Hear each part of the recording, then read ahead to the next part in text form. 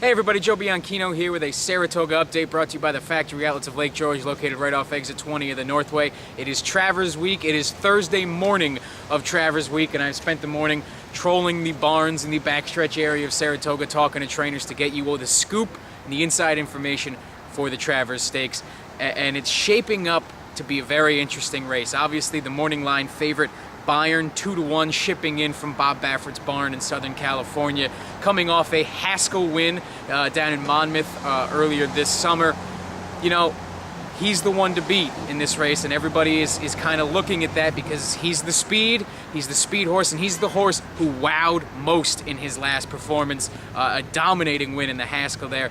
Questions, though, remain, and a lot around the backstretch area about whether or not he can make the distance. It's 1.25 miles, not 1.125 miles. That's a lot to ask. You don't know whether Bayern's going to have the distance, and you know what? I don't think he's going to have the speed alone the way he had it in the Haskell. You've got Tonalist in the race, who I think is going to want to get up and go for Christophe Clement. He's the second choice, and I think you're also going to see Wicked Strong, who was on and near the lead in the Jim Dandy, which he won a couple months ago, and that is the prep really for the Travers. The last 3 Dandy winners have gone on to win the Travers.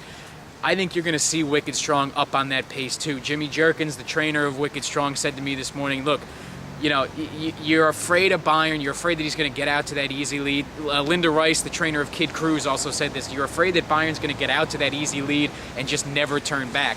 And so I think you're going to see Tonalist go. And I think you're definitely going to see Wicked Strong with blinkers on the way he had him in the Dandy. A lot of people saying that's the reason he won the Dandy. I think you're going to see him go too. And both of those horses are going to get up and push the pace on Bayern, and that's how I think the race is going to set up, and I think it could lend the race to some closing horses. I think Kid Cruz, Linda Rice's Kid Cruz, who was third in the Dandy with one of the craziest races you've ever seen, near the back of the pack, then up near the lead, then falling way dead last to then run on and be third. I think if that horse can be a little more focused, I think he's going to get some pace to run into here, but there's no doubt.